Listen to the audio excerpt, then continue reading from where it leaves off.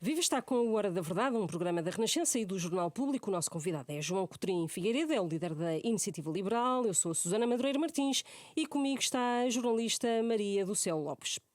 João Coutrinho Figueiredo, parte para estas eleições legislativas antecipadas com o objetivo de atingir os 4,5% dos votos a nível nacional, é o que está na sua moção, que vai apresentar à Convenção, e com a eleição de 5 deputados nos distritos de Lisboa, Porto e com possibilidades também noutros distritos como Braga, Setúbal e Aveiro.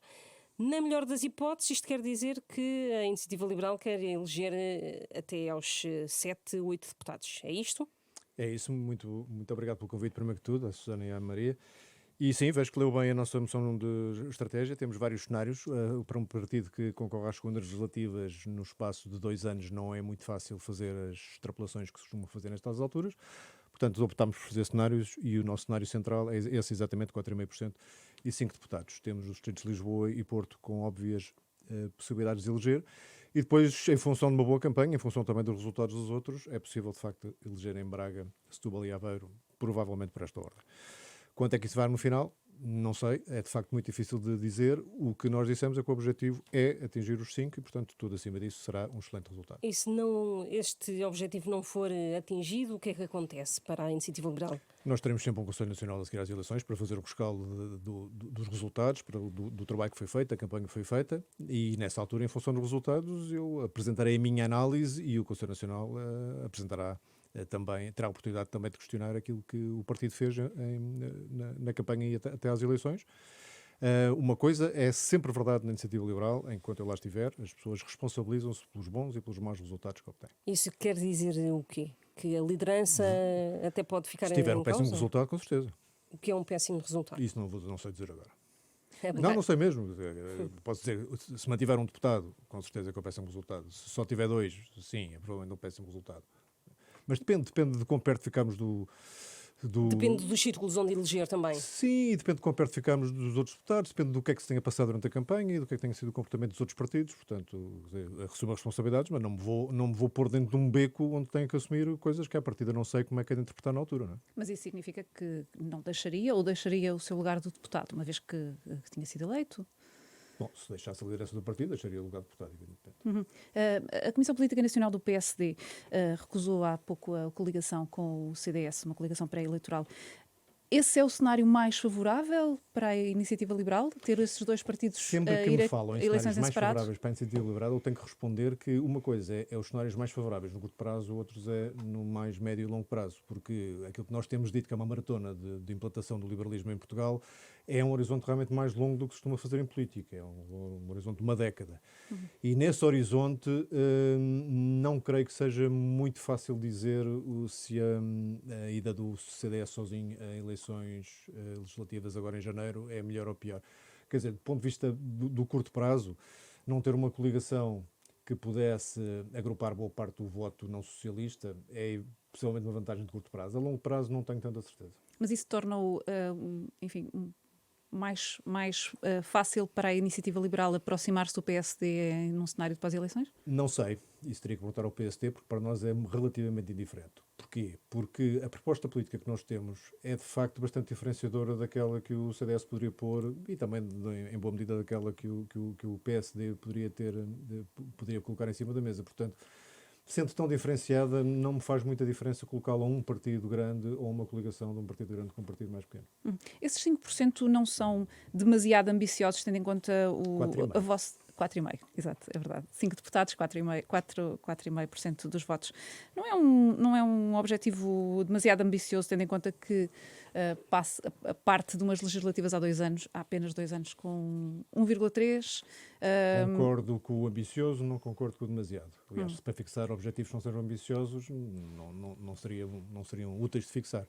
Nós queremos que o partido esteja consciente da oportunidade que tem pela frente, do muito trabalho que vai ter que fazer daqui até 28 de janeiro, quando acabar a campanha oficial, e E é isso que pretendemos fazer. É um cenário que nos parece, da análise que fizemos, possível, mas ambicioso, evidentemente. Mas é muito com base nas sondagens que têm, E não têm só. aparecido. Nós usamos alguns dados de sondagem, mas usamos também os dados de eleições que tivemos, entretanto, como presidenciais e autárquicas, para tentar extrapolar o melhor possível. E também daquilo que tem sido uma evolução do partido, que na parte que é menos visível para a comunicação social, nós temos hoje quase 8 vezes mais membros do que tínhamos há 2 anos atrás, temos também 8 vezes mais núcleos do que tínhamos há 2 anos atrás. E, portanto, o crescimento interno do partido, que eu estou em querer, é apenas uma amostra do crescimento de simpatizantes e de potenciais votantes do partido, é muito, muito grande. E, portanto, acho que é possível. Estou de acordo que é ambicioso, não estou de acordo que seja demasiado ambicioso. Mas essa multiplicação em 2 anos, na verdade, se compararmos a percentagem ou o número de votos nas legislativas e nas autárquicas deste ano, o patamar é exatamente igual, 65, 67 mil. Sendo que só concorremos a 62% do eleitorado. E agora vão concorrer a todos os distritos. A todos os círculos eleitorais, dentro e fora de Portugal. Em Lisboa, apresenta-se como cabeça de lista. Quer falar de nomes para outros distritos, por exemplo, para o Porto, Maian Gonçalves, por exemplo, aproveitando o elan das presidenciais? Não vou falar de nomes antes da convenção, porque na convenção há várias... Vai servir para isso? Vai também servir para isso. Vamos discutir, não sei se já tiveram a ocasião de ver o programa da nossa convenção.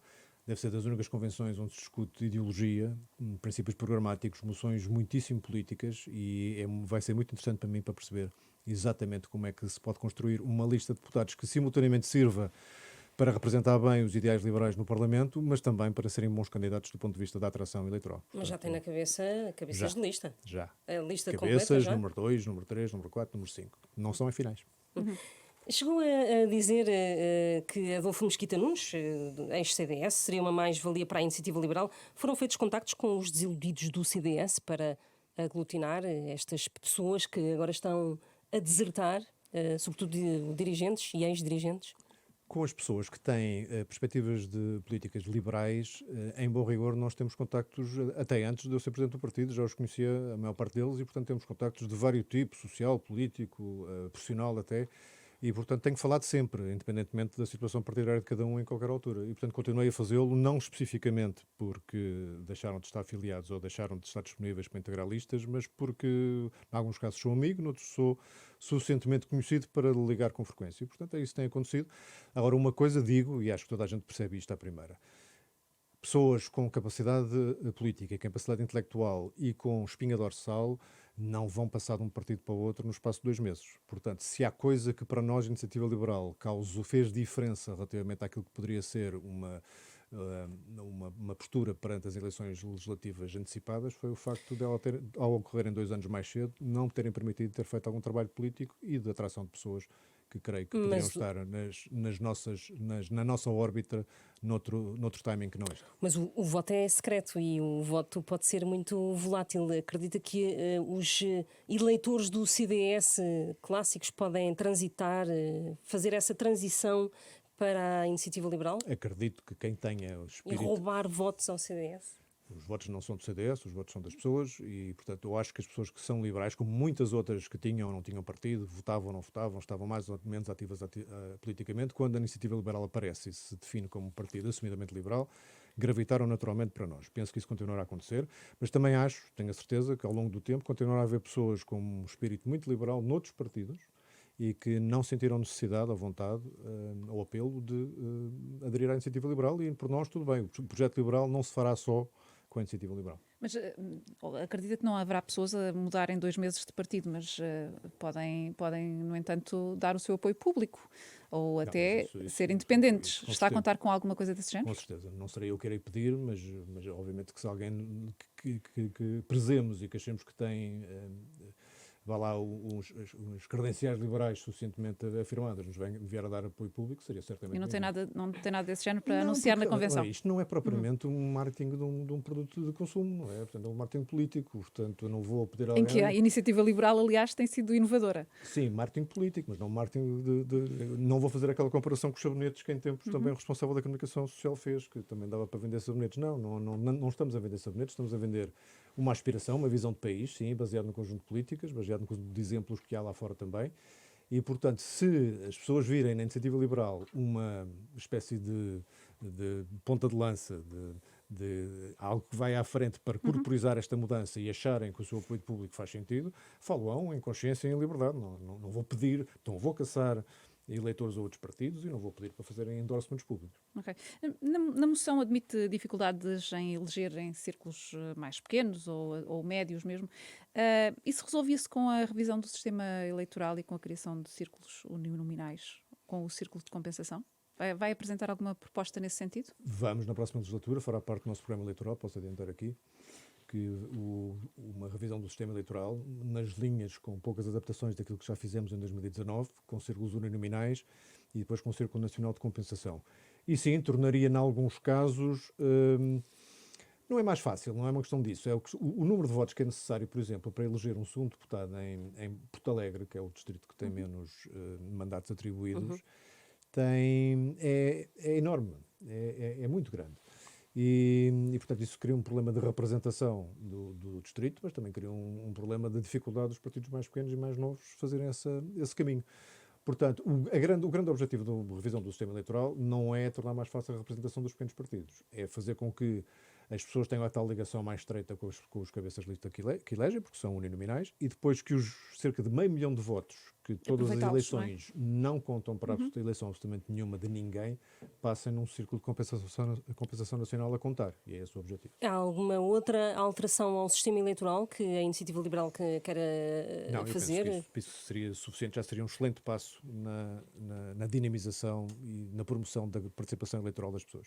E em relação, por exemplo, à redução de deputados na Assembleia da República? Eu pessoalmente não sinto isso como uma enorme vantagem e tendo lá estado há 2 anos, eu sei que a minha amostra pode ser um bocadinho diferente porque sou deputado único, mas não acho que haja falta de trabalho para cada um dos deputados, pelo contrário. Há trabalho muito intenso dos deputados, dos gabinetes dos deputados, dos serviços da Assembleia e, portanto, eu não acho que aquela visão popular depreciativa... Do Rui Rio também, o líder do PSD. Sim, de que os deputados não fazem nada ou estão lá um bocadinho a passar o tempo, não acho nada que isso seja verdade e certamente num grupo parlamentar da Iniciativa Liberal, multiplicando o número de deputados, manteremos o mesmo ritmo, não é para as pessoas trabalharem menos que queremos ter menos deputados. O PSD também não propunha nada muito radical, propunha diminuir de 230 para 215. Então nem percebo para quê. Porque se é para afinar o número de votos que é necessário para cada mandato, esse tipo de ajuste não faz grande diferença e não altera nada de estrutural. Não é certamente para poupar aquilo que seriam 15 deputados em 230 e os respectivos apoios, portanto não percebo bem o alcance dessa proposta. O que eu acho é que, comparando o número de representados por deputado, comparando Portugal com outros países, não estamos nem abaixo nem acima da média, portanto não vejo necessidade, não está nas prioridades da nossa alteração do sistema político. Aproveito a boleia de estar a falar do PSD e das eleições legislativas e de Rui Rio. Acredita que o PSD, deste líder, Rui Rio, é capaz de ter maioria, relativa ou não, e ganhar as eleições?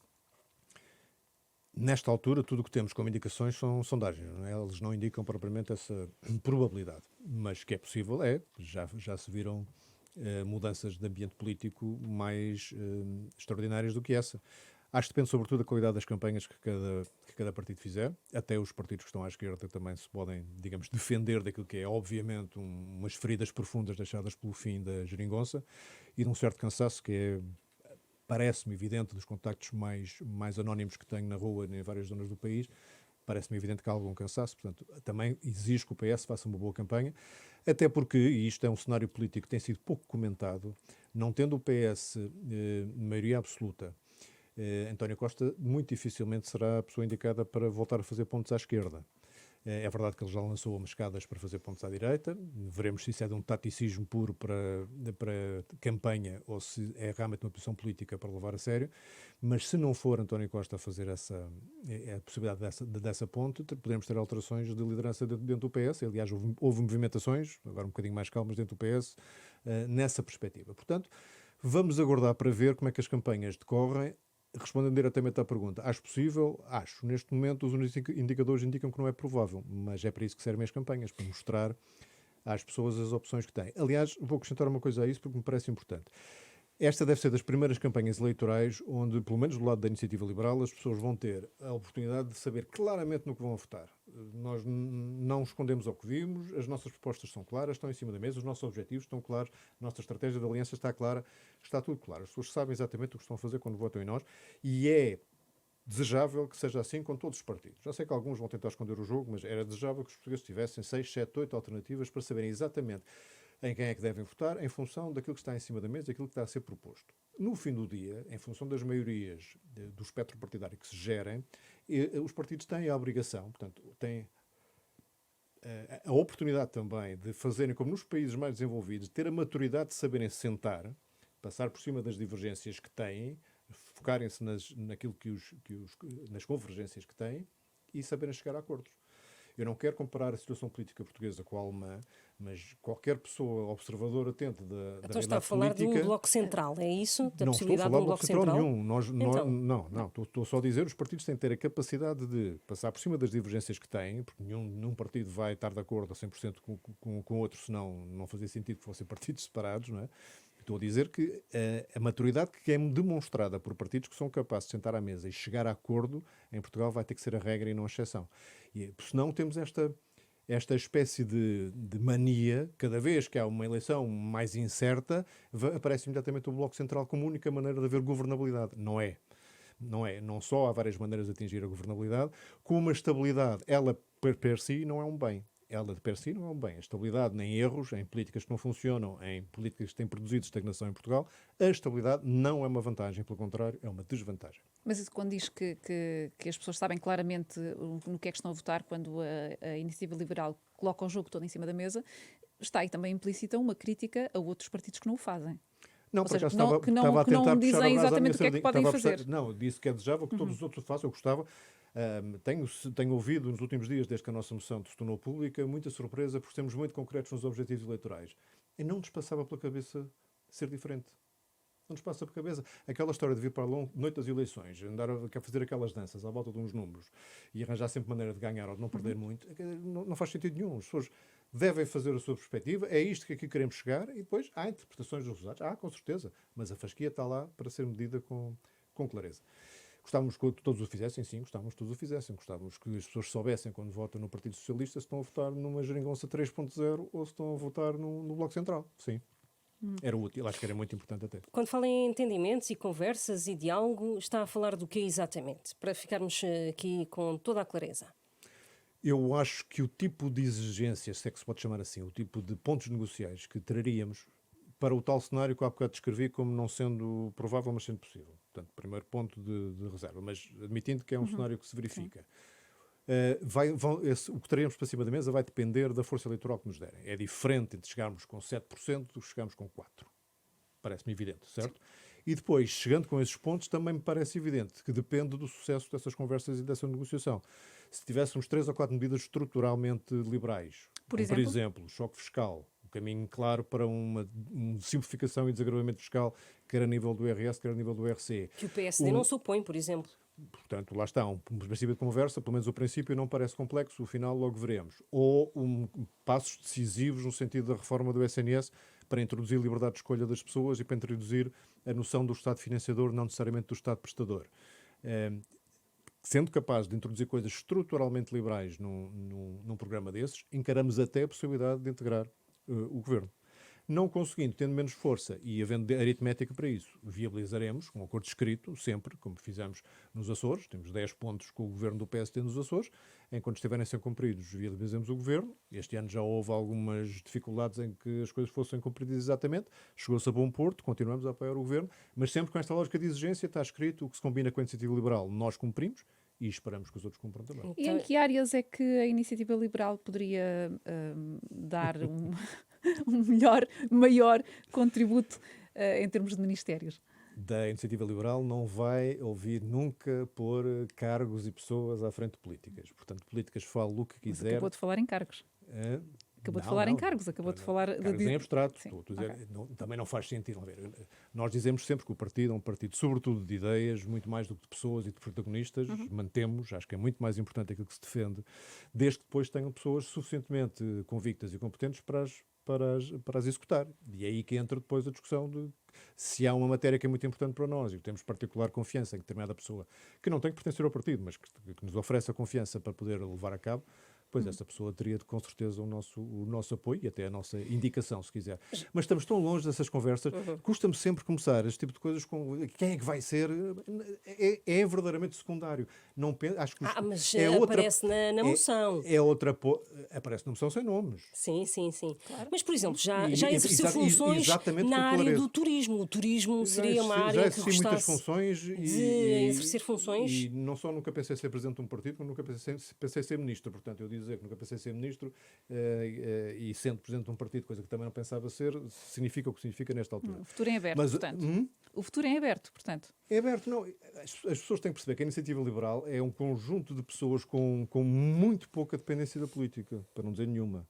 E, portanto, fazem isto por convicção de que precisam de dar uma espécie de quebrar o molde da forma como se faz política e de alguns vícios que a política em Portugal tem, mas não tem uma concepção de carreirismo político dentro. Sim, mas acredito que num governo não quisesse ser apenas mais um e que quisesse deixar uma marca... não, sim, fosse quem fosse, não, mas isso aí acho que posso falar por qualquer pessoa que nós viéssemos a indicar ou achar que tinha condições para desempenhar a função. Qualquer pessoa que fosse indicada em nome da Iniciativa Liberal teria que ser pessoa que nós tivéssemos a certeza que estava numa missão muito mais do que num emprego.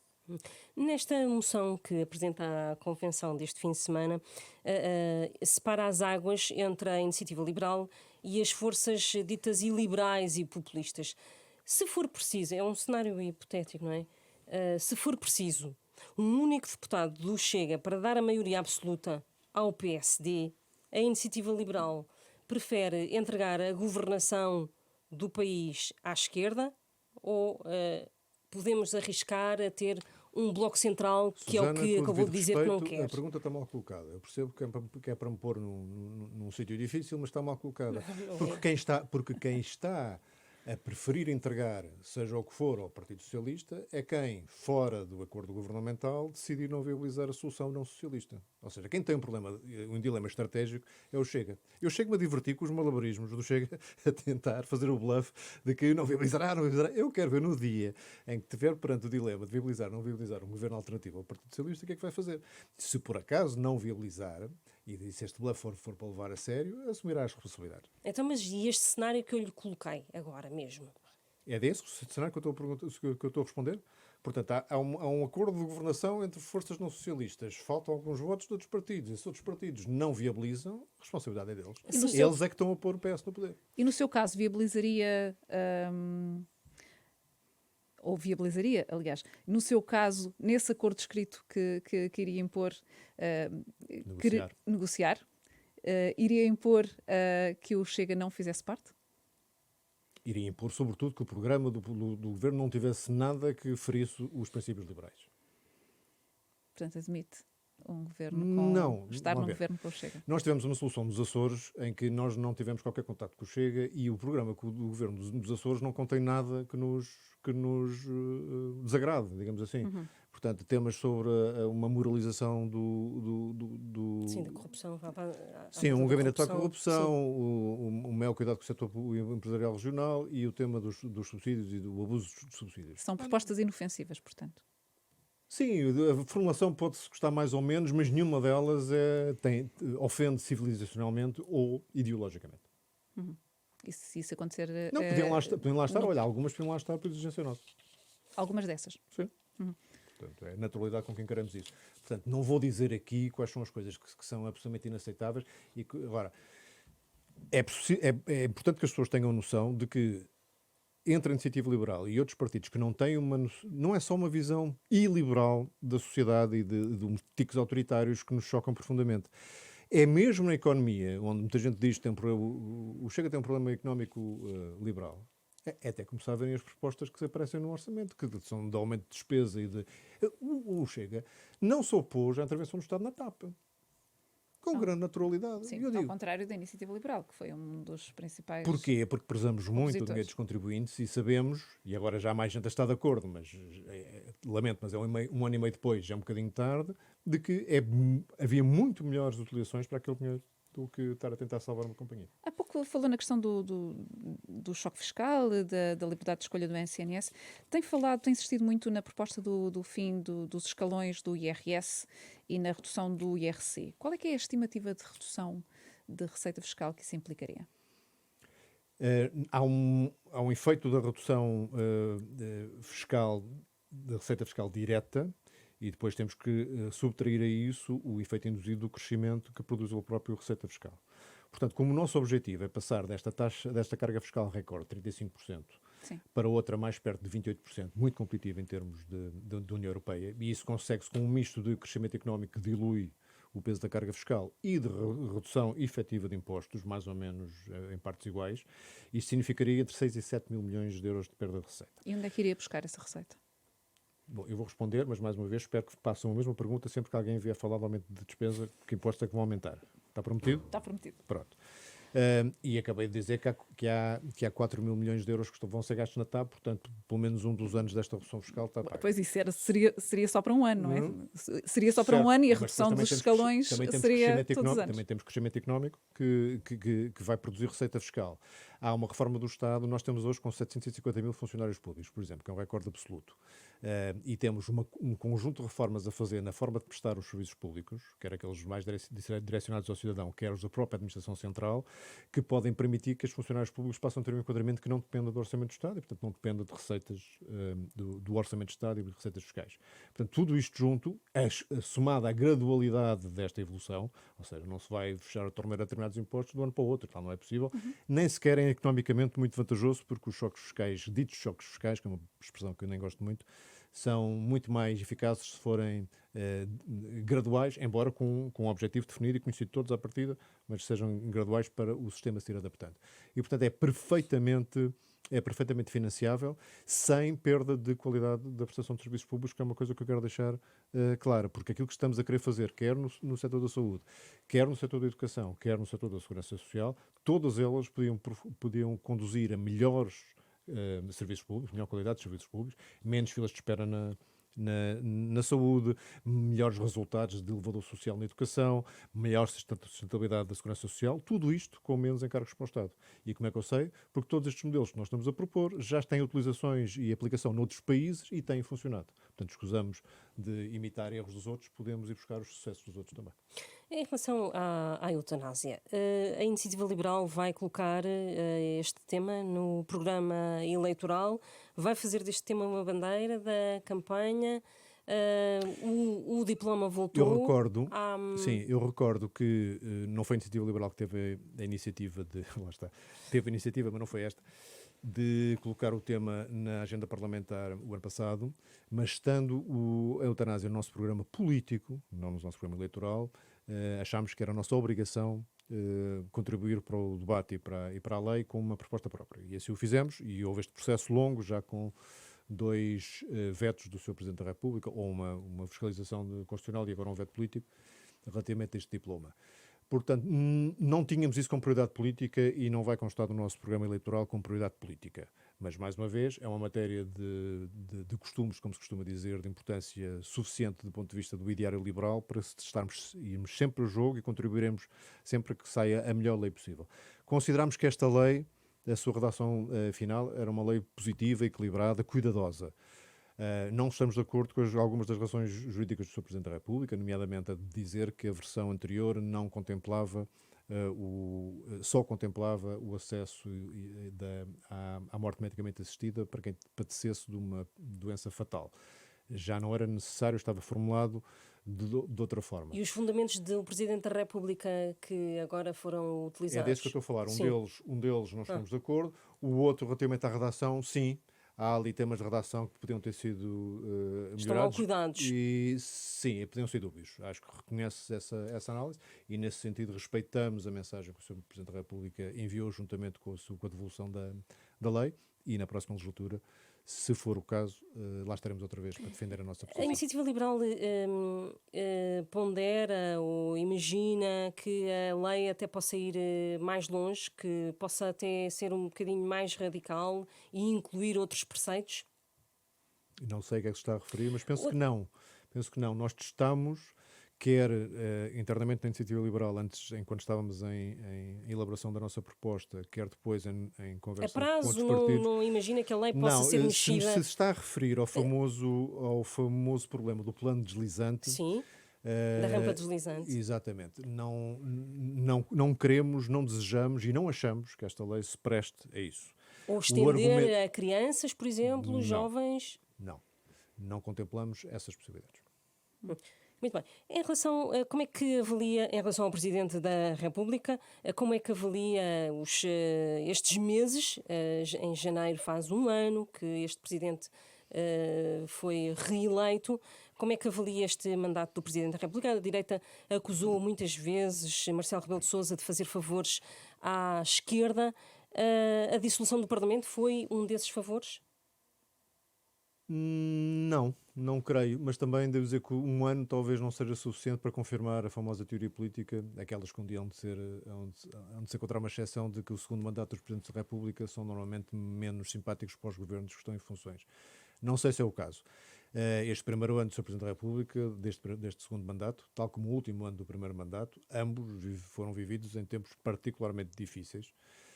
Aí que é verdade, nós próprios dissemos que houve demasiadas vezes uma consonância de posições que nos pareceu que não foi favorável à existência de debate saudável, nomeadamente sobre a extensão do estado de emergência e as disposições que neles constavam repetidamente, e muitas delas nunca foram usadas, mas eram altamente lesivas das liberdades individuais, razão pela qual, aliás, votámos quase sempre contra, com exceção da primeira votação do primeiro estado de emergência. Isto para dizer que eu ainda não sei se o Sr. Presidente da República está, de facto, a fazer aquilo que se possa chamar uma demarcação, e esta dissolução até eu acho que assim, olhando para trás para os últimos 2 meses, demonstra que aquela capacidade de leitura política do Sr. Presidente da República se mantém intacta, dos seus tempos de analista político, ou seja, viu provavelmente antes de outros a possibilidade do Partido Comunista, esse certamente, e provavelmente do Bloco de Esquerda, sentirem que esta ligação e apoio aos governos do Partido Socialista os estava a prejudicar eleitoralmente e, portanto, provavelmente sentiu antes de todos que não era óbvio que este orçamento para 2022 viesse a passar. E, portanto, resolveu fazer aquilo que alguns dizem foi um erro. Eu acho que foi de uma clareza que lá está, a clareza nós apreciamos sempre. Disse, se não vier a haver orçamento, eu não irei pedir um segundo orçamento, não matarei o governo em funções, convocarei eleições antecipadas. A partir do momento em que eu disse, obviamente estava já comprometido com essa posição, mas não acho que seja um erro, nem acho que manifeste um afastamento em relação a este governo. Como digo, vamos aguardar mais decurso deste mandato antes de fazer um balanço de segundo mandato. E por falar em balanços, que balanço é que faz do seu trabalho parlamentar? Marcou a discussão da polémica Carta dos Direitos Digitais, conseguiu dar a volta ao cartão do adepto. Afinal, um só deputado consegue marcar pontos, mesmo falando 1 minuto, o tal minuto liberal. O minuto liberal que ficou com marca registada e que é uma das coisas que eu tenho pena de não ter feito uma despedida mais condigna, porque acho que marcou. Olha, lá está, não sei se é marketing político, mas já que só os deixam falar 1 minuto, vamos fazer disto um verdadeiro minuto liberal. Mas eu não gosto muito de fazer um balanço naquilo em que, em boa parte, sou causa própria, não é? Sou a pessoa interessada, mas acho que é mais ou menos consensual dizer que haveria temas que não teriam estado na agenda política se não tivéssemos conseguido fazer também parte importante da agenda parlamentar. E dos 2 direitos de agendamento potestativo, que para quem não sabe, os partidos com um só deputado não têm o direito de pôr nada na agenda, podem arrastar temas que tenham conexão com aqueles que outros agendem e têm 2 oportunidades em cada 4 anos, eu repito, 2 em cada 4 anos para pôr temas na agenda. E os 2 que nós escolhemos foram exatamente a discussão do artigo 6º da Carta dos Direitos Humanos na Era Digital e o tema do cartão do adepto. Ambos temas que podem parecer muito diferentes entre si, mas que dizem respeito a liberdades fundamentais das pessoas, sejam elas pessoas que estão ativas no espaço digital, quer sejam pessoas que gostam de desfrutar de um espetáculo desportivo. E, portanto, quando, com naturalidade, e isso já tinha acontecido no estado de emergência, como há pouco disse, com naturalidade se limitam liberdades individuais e ninguém protesta demasiado, ninguém acha estranho, aceitam-se as justificações que é para o teu bem, é para a tua proteção, é para a tua segurança. E com demasiada facilidade aceitam isso, estão anestesiados e estão adormecidos, e se alguma coisa a iniciativa liberal pode servir, é para acordar essas consciências, a liberdade não está garantida, tem que ser lutar por ela todos os dias, e estas pequenas pequenas dentadas, estas dentadinhas nas liberdades individuais que se dá com pretextos aparentemente razoáveis são as mais perigosas de todas. Mas na moção, por exemplo, não estão definidas as prioridades legislativas da Iniciativa Liberal. Sendo eleito, qual é que vai ser o primeiro tema Nós em construímos que vai isto desta propostas? maneira. É uma moção estratégica, é obviamente um mandato que pedimos aos membros do partido, é um documento interno e, portanto, é sobretudo nessa ótica que deve ser visto.